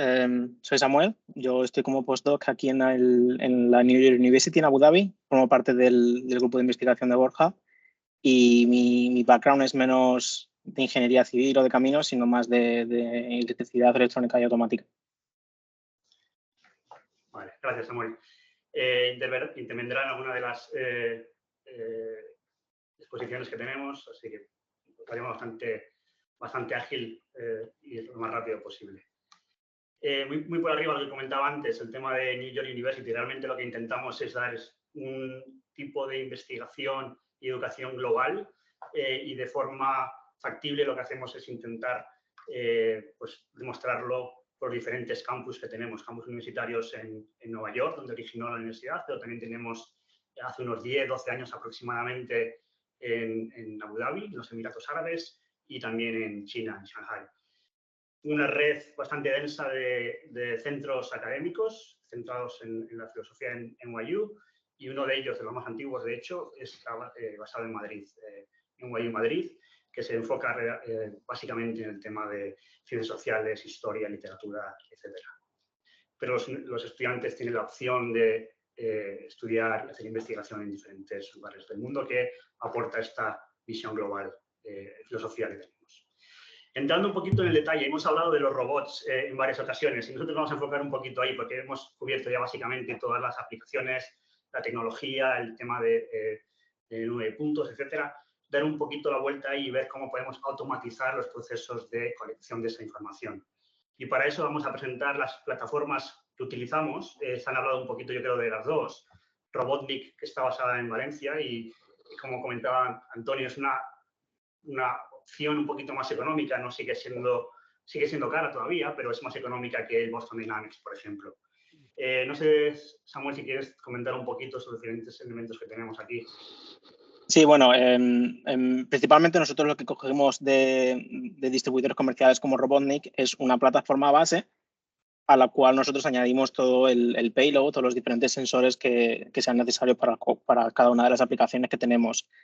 Esto, pues a diferencia de otras plataformas más comerciales, nos permite adaptar un poco y tener control sobre la cantidad de datos o el tipo de datos que podemos coger con estas plataformas. En concreto, la nuestra la tenemos enfocada en un aspecto un poco más modular, de manera que podemos poner y quitar payloads dependiendo de la aplicación. Contamos con un LiDAR que principalmente usamos para navegación, un LiDAR Oyster. Viene a ser lo que diríamos los ojos del robot. Gracias a ese LiDAR, el robot puede moverse de manera autónoma y ser consciente de todo lo que le rodea. Ya también para temas de captura de datos un poco más específicos, dependiendo de la aplicación, tenemos un escáner en 3D, Hover Map. A diferencia de los escáneres que se han presentado en la mayor parte de las aplicaciones, este no es un escáner en el que necesitemos parar, coger datos de manera estática y mover nuestra posición, sino que es similar al Leica2Go que se presentaba antes, de manera que a medida que el robot se mueve, los datos se van registrando en tiempo real y no necesitamos parar para tomar esos datos. También podemos acoplar el BLK360 de Leica, que sí tiene una característica un poco más estática, y cogemos datos también con datos térmicos con una cámara térmica que también podemos controlar en cuanto al pan y tilt, la dirección de la cámara. A lo mejor también comentar un poquito el tema de movilidad, ¿no? Hay diferentes tipos de opciones. En este robot, por ejemplo, sería factible para lugares que tienen poco acceso a la hora de poder maniobrar, pero también te limita a la hora de obstáculos. Por ejemplo, subir escaleras o andar en obras que tienen bastantes elementos temporales que son difíciles de navegar, ¿no? Otra opción que tenemos en la parte cara sería de los Boston Dynamics, los Spot, pero hay un rango bastante amplio y de hecho estamos investigando con diferentes distribuidores generalmente basados en China. Unitree es uno de ellos, que da una opción bastante similar, en cierto modo, desde el punto de vista que te ofrece flexibilidad a la hora de integrar diferentes sensores y diferentes componentes que pueden ser apropiados para diferentes proyectos. La desventaja del Boston Dynamics es que tienes muchos de los elementos son cerrados a la hora de no poder añadir de forma directa componentes extras. Te limitan un poquito a los componentes que desarrollan y te limita la flexibilidad en ese sentido. No sé si quieres comentar un par de cosas en esta plataforma, Samuel. Sí, este robot, al ser bastante más ágil que la plataforma que veíamos antes, tenemos una capacidad de payload bastante más inferior. No podemos poner tantos sensores como podríamos en el otro, porque entonces perdemos esa agilidad que va a caracterizar a esta plataforma robótica. Entonces, este robot en concreto lo dejamos reservado para situaciones en las que tenemos que interactuar con el ambiente, o situaciones en las que el acceso es más difícil, es más complicado para un robot que vaya en ruedas. Pero bueno, aún así también va sensorizado para el tema de navegación autónoma. Se mueve con una serie de cámaras de profundidad que tiene a todo su alrededor y que sirven como ojos para este robot a la hora de moverse de manera autónoma. Muy bien. Continuamos. ¿Cómo usamos estos robots, ¿no? En realidad, lo que intentamos hacer es hacerlo de una forma práctica en proyectos reales. Tenemos colaboraciones con diferentes contratistas en la zona que nos permite pues, todos los elementos y los algoritmos y la infraestructura que desarrollamos en el laboratorio, poder exportarla en obras y realmente tener una realidad en cuanto a cómo funciona, cuáles son las limitaciones, cuáles son las ventajas, desventajas, etcétera. Entonces, algunos de los campos básicos, y no voy a entrar en los detalles, pero básicamente para demostrar un poquito el proceso que seguimos a la hora de integrar estas plataformas en la colección de datos, en la recolección de datos usando, en este caso, escáneres, ¿no? Partimos muchas veces con el BIM, con el modelo BIM, pero no siempre. Entonces, tenemos diferentes opciones a la hora de determinar el mapa de obstáculos o el mapa que va a usar el robot a la hora de navegar en un espacio predeterminado, ¿no?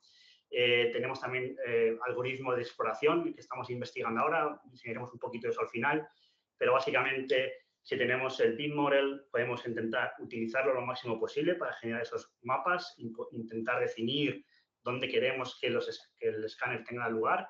Como comentaba Samuel y como han comentado creo que era Fernando de Leica, tenemos diferentes opciones, ¿no? En la parte estática, donde necesitamos que el robot esté parado para que coja la información o lo pueda ir obteniendo según va navegando.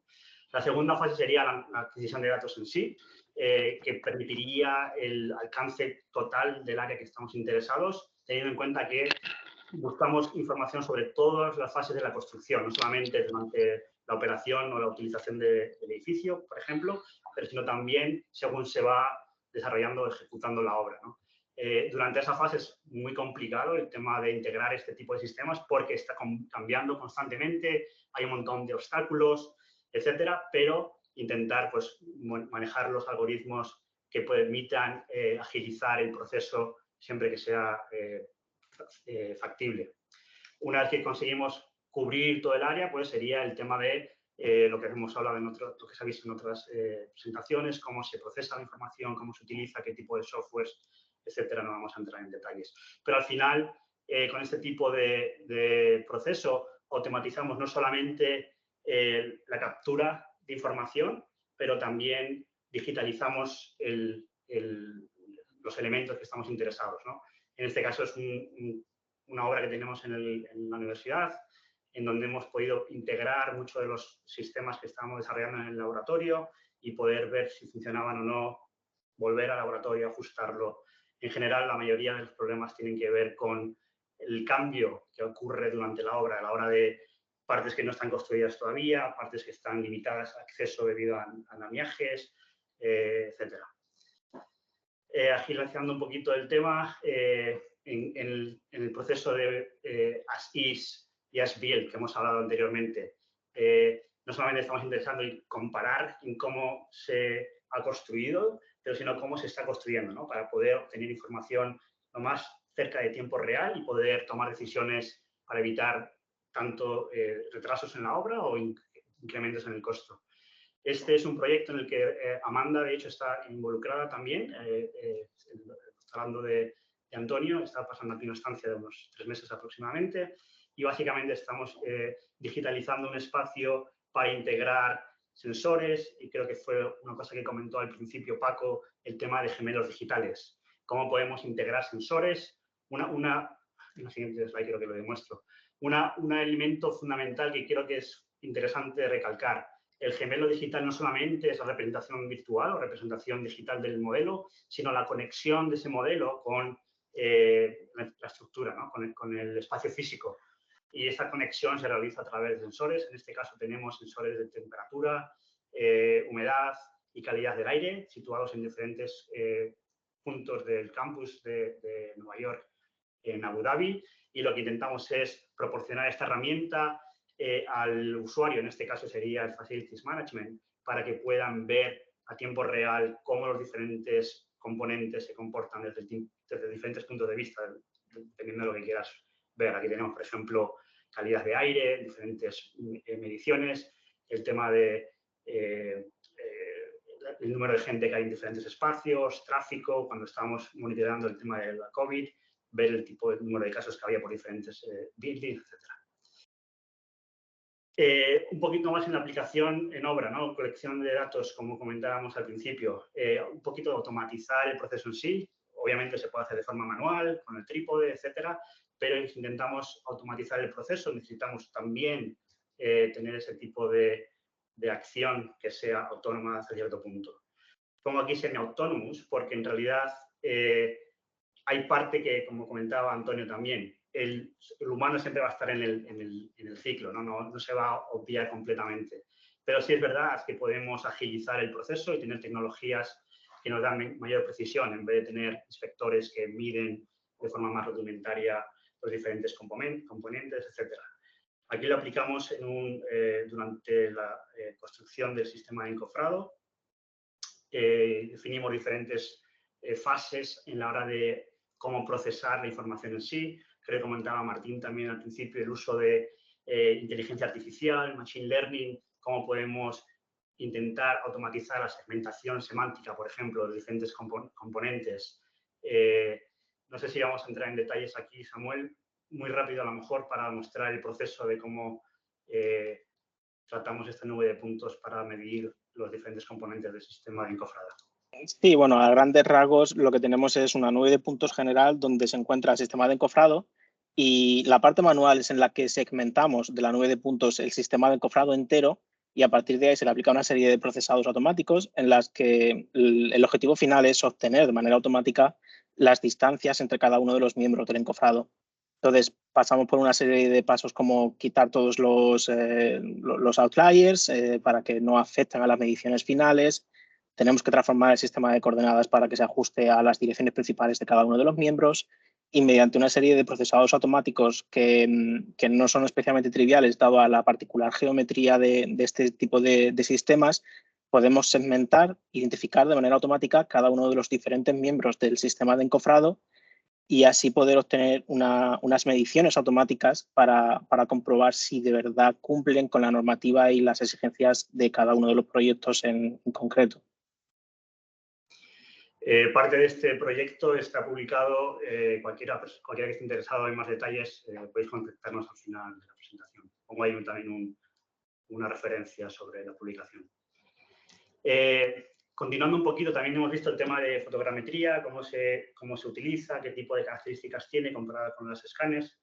También utilizamos a la hora de capturar información, procesarla y, como se comentó también en otras ocasiones, cómo integramos diferentes características. Extraemos información de las RGBs, lo ponemos como parte adicional a los modelos BIM y podemos facilitar o monitorizar de forma más eficiente las diferentes fases de la construcción.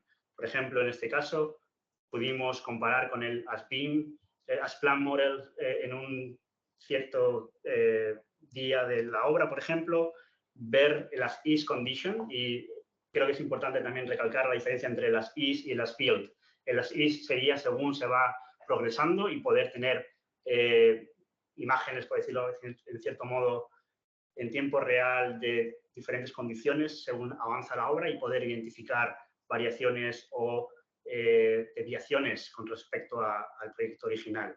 Y facilita, al final lo que vemos es como una herramienta que facilita al equipo en obra o al equipo técnico identificar de forma más eficiente las diferentes diferencias, por ejemplo, en cuanto a terminados, en cuanto a calidades, variaciones entre lo que está originalmente planeado y lo que se está ejecutando.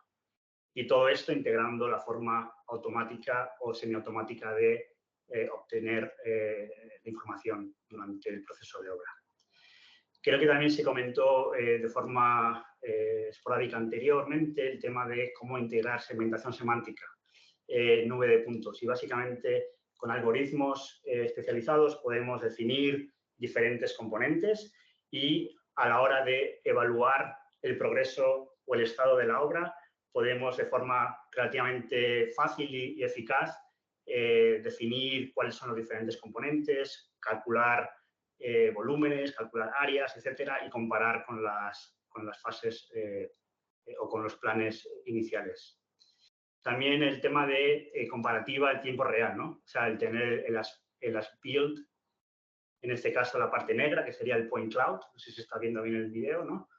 Y compararlo con el as plan, que sería la parte gris, y poder diferenciar o buscar características de diferentes componentes, si están cumpliendo lo que se ha establecido o lo que se ha acordado en el contrato original, en el plano original, etcétera. Y si hay variaciones, pues poder buscar las razones de las variaciones o los motivos de las mismas, ¿no? Por ejemplo, aquí vimos que había una discrepancia en la localización de este cuarto, que eran unos baños que estaban incluidos en una fábrica de Hilti aquí en Dubái. La ventaja es también que te proporciona la facilidad de obtener esta información a tiempo real, siempre y cuando tengas la capacidad de procesarla también de forma rápida, y parte de los algoritmos que desarrollamos es intentar agilizar esta transformación y este proceso de datos. Para finalizar, así de forma rápida, quiero muy por encima, no quiero entrar en los detalles, pero integración de sistemas automáticos múltiples. Quiere decir, tener varios agentes que van a encargarse de diferentes sectores o diferentes secciones del proyecto dependiendo de las características del agente. Por ejemplo, a nivel general serían diferentes componentes. En el caso de las plataformas robóticas que usamos nosotros sería, por ejemplo, el Summit, que tiene la capacidad con suficiente payload para llevar el laser scanner, etcétera, y el Spot, que sería más ágil, pero tendría la capacidad de interactuar con el espacio en el que se encuentra. También no descartamos el operario, el ser humano, ¿no? Que va a ser parte indispensable del proceso, en cierto modo. Pero es verdad que la exploración, por ejemplo, la captura de datos, etcétera, se puede distribuir entre los diferentes agentes. Cada uno tendrá una función específica o una tarea específica dependiendo de las capacidades, y poder integrar todo un sistema en el que permitiría facilitar el proceso de captura de datos de forma automatizada y con varios agentes. De forma gráfica sería básicamente esto, el centro de comando o estación central, en el que puede ser de forma remota o puede ser en la obra, pero también tendría la capacidad de comunicación entre diferentes agentes, ya sean sistemas robóticos o personal. Y este es un ejemplo de esta última aplicación para enseñar un poquito cómo funcionaría el tema de coordinación con diferentes agentes. Si quieres, Samuel, explicar un poquito las diferentes fases. Sí, en principio lo que tenemos en este ejemplo en particular son 3 diferentes agentes. Tenemos un agente robótico con todos los payloads para el tipo de escaneo, tenemos otro agente robótico para la interacción con el entorno, y tenemos un tercer agente humano que supervisa o interactúa cuando tiene que hacerlo. Entonces, en este caso, el primer agente explora de manera autónoma el entorno hasta que llega un momento en el que no tiene un sitio viable al que planificar una trayectoria y puede seguir explorando. Entonces, manda una señal de ayuda para que cualquier agente con las características suficientes para ayudar a ese primer agente acuda y elimine el obstáculo, abra una puerta, o cualquier otro tipo de request, de tal manera que el primer agente pueda seguir, una vez que ya el obstáculo se ha eliminado, pueda seguir explorando y pueda digitalizar de manera completa en 3D lo que es todo el espacio. Creo que tenemos un vídeo que muestra esto, no sé, es 1 minuto y medio, así más o menos, lo vamos a mostrar rápido, pero básicamente la parte fundamental aquí sería tener diferentes agentes que tengan diferentes capacidades, diferentes sensores y la capacidad de interactuar con el espacio en el que se encuentran. Y el agente humano sería de forma remota o de forma indirecta a la hora de interactuar con este proceso. Vamos a verlo aquí, a lo mejor comentamos si hace falta. Sí, podemos ver cómo el primer agente de manera autónoma explora. Todos lo que son las líneas azules que se ven en el mapa, que es la visión del robot, son las diferentes fronteras entre lo explorado y no explorado, que son lo que el robot, hacia donde tiene que moverse el robot para seguir explorando. Y cuando ya no hay, como comentaba antes, donde no hay un sitio viable porque está todo bloqueado por algún obstáculo, entonces lanza la señal de ayuda y otro agente con esa capacidad para interactuar entra en funcionamiento y acude para eliminar el obstáculo que impide, bueno, en este caso, un pequeño carrito que impidía el paso hasta otra zona del laboratorio, pero esto es escalable, es el objetivo de lo que nosotros estamos haciendo. Ahora interactúa una persona, un humano, que no tiene por qué estar presente en el sitio de la obra, que puede hacerse de manera remota, para evaluar cuál es la situación y terminar de indicar al robot cómo tiene que proceder. Como comentabas, esto es escalable, solamente se está desarrollando el framework en el que tenemos un número diferente de agentes, que cada uno puede tener una serie de características y podrían realizar cualquier tipo de característica que fuera necesaria, cualquier tipo de tarea. Pero como una vez que ya se ha eliminado el obstáculo, él se comunica con el primer agente para decirle que ya está libre el paso y este vuelve a ese sitio original donde tiene que terminar de actualizar su mapa interno para eliminar el obstáculo que sí que estaba presente antes. Una vez que ese obstáculo se ha eliminado, con las nuevas lecturas del LiDAR que lleva el robot, entonces el proceso de exploración continúa. Pues como hay veces que le cuesta pasar por algunos obstáculos un poco más estrechos.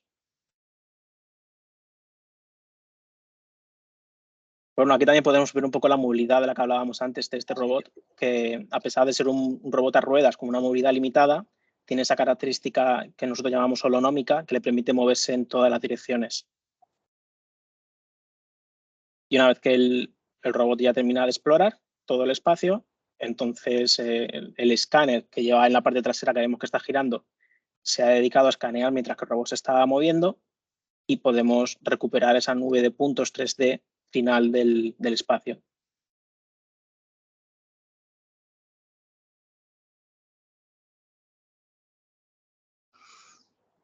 Eso todavía está en proceso de desarrollo. La idea es tener preparado una estructura básica de cómo funcionaría el sistema en general y poder extrapolarlo a otras aplicaciones. Y esto es todo por nuestra parte. Obviamente, no solamente Samuel y yo, en parte del equipo, tenemos investigadores, doctorando, estudiantes de maestría, etcétera, que nos ayudan en muchos de los proyectos que estamos trabajando. Y eso es todo por nuestra parte. Muchas gracias por su atención. Muy bien, pues gracias a vosotros, a Borja, Samuel y Amanda, que estará por ahí también, que también forma parte de nuestro equipo y la tenemos enviada allí precisamente a colaborar en estos temas. Y bueno, pues no sé si hay alguna pregunta, veo que en el chat no, si alguien quiere participar, nos hemos pasado ya media horita de lo previsto, no es demasiado, creo que ha sido interesante y ha merecido la pena, pero bueno, pues entiendo que ya estamos un poco a lo mejor saturados y no sé si la audiencia tiene todavía paciencia para hacer alguna pregunta o intervención. Si es así, si alguien quiere participar. Pues nada, si no sé, Israel, si vosotros queréis hacer algún comentario, yo por mi parte, pues simplemente volver a dar las gracias a todos por la participación. Creo que bueno, hemos organizado esta jornada en un foro en el que quizás, ¿no?, los interesados son más usuarios finales de estos temas de las nubes de puntos, pero realmente pues creo que es muy interesante, ¿no?, el conocer todo el proceso y las fases desde su inicio, ¿no?, para saber qué hay detrás, qué se puede demandar, y creo que ha quedado muy claro que es importante que incluso como usuarios finales sepamos cuál es el objeto final para saber claramente qué podemos demandar a un profesional especializado, ¿no?, en la elaboración de este tipo de nubes, o dependiendo del uso final que se le vaya a dar, pues realmente tenemos muchas alternativas, ¿no?, y podemos simplificar bastante el trabajo y economizarlo. En ese sentido, pues nada, espero que también haya servido, ¿no?, para poner en conjunción pues estos conocimientos tanto por parte de la universidad como por parte de empresas, como por parte de los profesionales del sector, y que si es así, pues podamos organizar futuras jornadas pues de distinta índole. Así que, Israel, os dejo a vosotros si queréis hacer algún comentario adicional. Nada, nosotros simplemente agradeceros a tanto a la universidad como a todos los ponentes. Nos ha parecido muy interesante. De hecho, se están solicitando todos los asistentes por el chat. Y simplemente, pues eso, que nos ha parecido muy revelador esta jornada, y que nos abre los ojos a futuros ámbitos de tecnología que van a estar presentes en nuestra actividad más pronto que tarde. Estamos abiertos a cualquier otra cosa o jornada que nos ofrezcáis de este tipo, porque creemos que nuestros colegiados están abiertos a todo esto. Y sin más, pues agradeceros a todas las partes. Muy bien, pues nada, hasta la próxima entonces. Hasta la próxima, ¿eh? Venga, un Muchas saludo. gracias. Un saludo. Hasta luego.